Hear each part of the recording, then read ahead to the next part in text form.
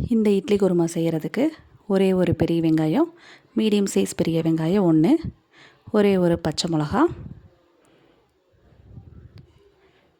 3 பல் பூண்டு, பெரிய பல்லாக இருக்கிறதுனால 3 பல் பூண்டு, சின்ன பல்லாக இருந்தால் 2 போதும், இஞ்சி 2 பிஞ்ச் அளவுக்கு, அரை மூடி தேங்காய், சின்ன சைஸ் தேங்காய் அரை மூடி தேங்காய் எடுத்துக்கோங்க. எடுத்துகிட்டு இப்போ ஸ்பைசஸ் ஆட் பண்ணிக்கலாம்.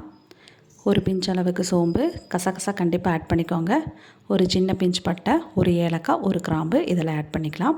ஒரு கை அளவுக்கு பொட்டுக்கல்ல ஆட் பண்ணிக்கலாம். ஆட் பண்ணிவிட்டு இதெல்லாம் அரைச்சி எடுத்துக்கலாம். இப்போ அடுப்பில் பேன் வச்சுட்டு எண்ணெய் ஊற்றிக்கலாம்.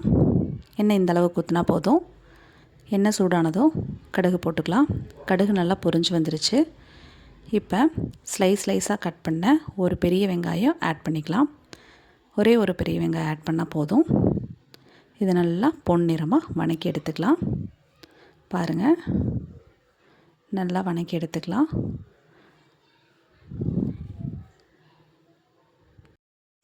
நல்லா வெங்காயம் வதங்கினதும் இந்தளவுக்கு வதங்கினா போதும். இப்போ மீடியம் சைஸ் தக்காளி 2 தக்காளி ஸ்லைஸாக கட் பண்ணி ஆட் பண்ணிக்கலாம். நல்லா தக்காளி வதங்கி வரணும். நல்ல தக்காளி வதங்கி வந்தால் தான் குருமா நல்லா டேஸ்ட்டாக இருக்கும். அந்த தக்காளியோட எசன்ஸ் எல்லாம் இறங்கணும். முழுசாக இருந்தால் நல்லா இருக்காது. இப்போ தக்காளியை நல்லா வதக்கி எடுத்துக்கலாம். பாருங்கள், இந்த அளவுக்கு நல்லா வதங்கி வந்துடணும். வதங்கினதுக்கப்புறமா நம்ம பொடியெல்லாம் ஆட் பண்ணிக்கலாம். இப்போ மஞ்சத்தூள் 1/4 டீஸ்பூன் ஆட் பண்ணிக்கலாம். மிளகாய்த்தூள் 1/2 டீஸ்பூன் ஆட் பண்ணிக்கலாம். காரத்துக்கு ஏற்ற மாதிரி மிளகாய்த்தூள் ஆட் பண்ணிக்கோங்க. நம்ம ஒரே ஒரு பச்சை மிளகா தான் போட்டிருக்கோம், அதனால் 1/2 டீஸ்பூன் ஆட் பண்ணியிருக்கேன். 1/4 டீஸ்பூன் கரம் மசாலா ஆட் பண்ணிக்கலாம். தேவையான அளவு உப்பு ஆட் பண்ணிக்கலாம். ஆட் பண்ணிவிட்டு நல்லா வதக்கி விடுங்க.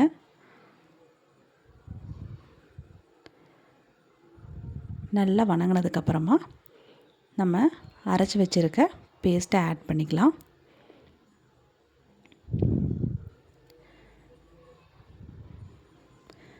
நம்ம அரைக்கிறப்பவே அவ்வளோ ஸ்மெல்லாக இருக்கும். இப்போ தேவையான அளவு தண்ணி ஆட் பண்ணிக்கலாம். தண்ணி ஆட் பண்ணிவிட்டு ஒரு 5 to 7 மினிட்ஸ் மட்டும் நம்ம வேக வச்சோம்னா ரொம்பவே டேஸ்டான சூப்பரான சுவையான குருமா ரெடி ஆயிரும். பாருங்கள், நல்லா கிளறி விட்டுக்கலாம்.